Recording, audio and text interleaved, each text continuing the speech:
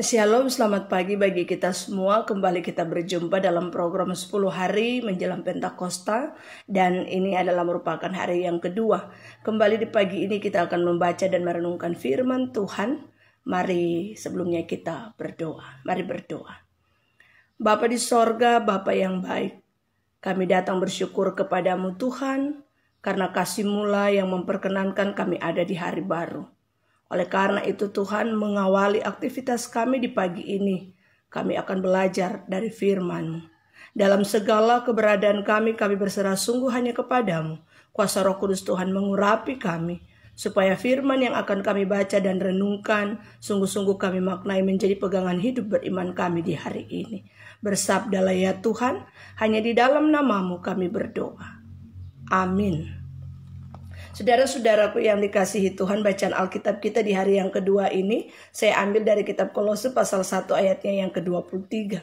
Kolose pasal 1 ayatnya yang ke-23 saya bacakan bagi kita semua. Firman Tuhan berkata, "Sebab itu kamu harus bertekun dalam iman, tetap teguh dan tidak bergoncang, dan jangan mau digeser dari pengharapan Injil yang telah kamu dengar dan yang telah dikabarkan di seluruh alam di bawah langit, dan yang aku ini, Paulus, telah menjadi pelayannya." Sampai demikian jawab pembacaan Alkitab. Terpujilah Tuhan Yesus Kristus. Haleluya. Saudara-saudaraku yang dikasihi dan yang diberkati Tuhan, di hari yang kedua ini kita akan merenungkan Kolose pasal 1 ayat 23. Saya mengawalinya dengan sebuah ilustrasi. Satu ketika ada sebuah batu besar. Batu ini merasa dia yang paling kuat, dia yang paling hebat. Dan dia merasa bahwa dia tidak dapat dihancurkan oleh siapapun.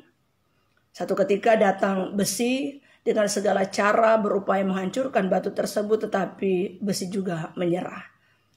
Selesai besi, datang api. Api juga berusaha dengan cara yang sama. Tetapi pada akhirnya api juga tidak dapat menghancurkan batu tersebut. Akhirnya api itu mundur. Setelah besi dan api mundur, datanglah air. Ia datang dalam bentuk tetesan. 1 hari, 1 minggu, 1 bulan, 1 tahun, bahkan bertahun-tahun. Ketika tetesan-tetesannya itu mengenai batu itu, akhirnya batu itu hancur. Apa yang menjadi kata kuncinya? Karena ketekunan. Saudara-saudaraku yang dikasihi dan yang diberkati Tuhan, perikop yang kita baca di pagi ini, Paulus mau mengarahkan kepada jemaat yang berada di Kolose lewat suratnya, dalam rangka mendorong jemaat yang berada di Kolose untuk tetap setia mengikuti Yesus dan tetap berakar di dalam iman kepada Yesus Kristus.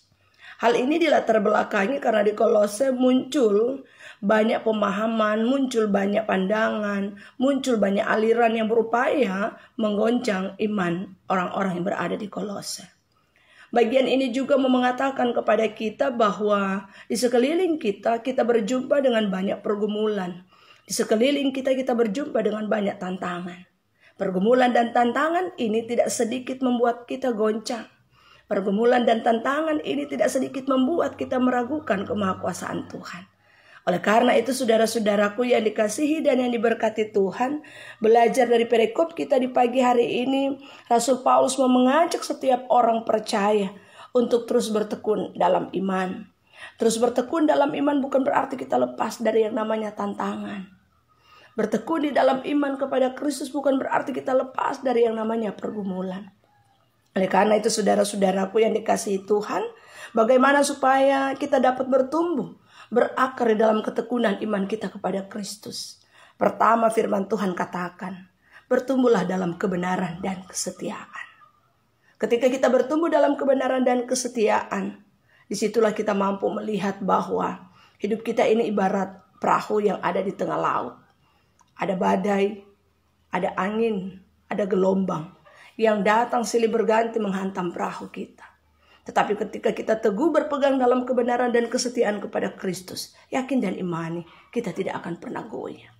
Dan bagian yang kedua mengatakan kepada kita bahwa ketika kita tekun bertumbuh dalam kebenaran dan kesetiaan kepada Kristus, pada akhirnya hidup saya dan saudara-saudara akan menghasilkan buah-buah berkat.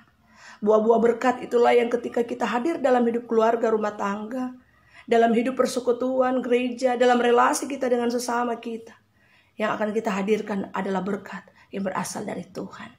Dan yang harus saudara dan saya ingat bahwa ketika kita akan menghadirkan berkat bukan berarti juga kita lepas dari tantangan. Ketika kita melakukan kebaikan, akan ada upaya orang-orang di sekeliling kita untuk mematahkan semangat melakukan kebaikan. Demikian juga semangat kita bertekun di dalam Tuhan. Oleh karena itu saudara-saudaraku yang dikasihi dan yang diberkati Tuhan, firman Tuhan di pagi hari ini kembali mengingatkan kita, bertekunlah dalam kebenaran dan kesetiaan kepada Tuhan. Yakin dan imani berkat Tuhan akan terus menyertai kita. Selamat beraktivitas. Tuhan Yesus memberkati. Amin. Mari berdoa. Kembali kami datang bersyukur kepadamu Tuhan, yang boleh mempercayakan kami kesempatan belajar dari firman-Mu. Biar kiranya Tuhan menapaki hari-hari kehidupan kami terus bertekun kepada Tuhan. Dalam setiap langkah hidup kami, apapun tantangan gumul, baik dalam kehidupan keluarga, rumah tangga, di dalam pekerjaan, usaha, mata pencaharian, bahkan segala aktivitas yang akan kami kerjakan di hari ini. Kami berdoa untuk saudara-saudara kami yang terus bergumul dengan pandemi COVID-19 ini. Biar kiranya kasih Tuhan juga yang terus menyertai berkati mereka. Demikian juga kami. Sekalipun kami harus tetap berada di dalam rumah, namun ajar kami untuk terus bertekun hanya kepada Tuhan. Terpuji nama-Mu Bapa di sorga. Inilah doa syukur kami di pagi ini. Hanya di dalam nama Tuhan Yesus sumber berkat, kami berdoa dan mengucap syukur. Amin. Selamat beraktivitas di dalam penyertaan Tuhan. Tuhan Yesus memberkati. Shalom.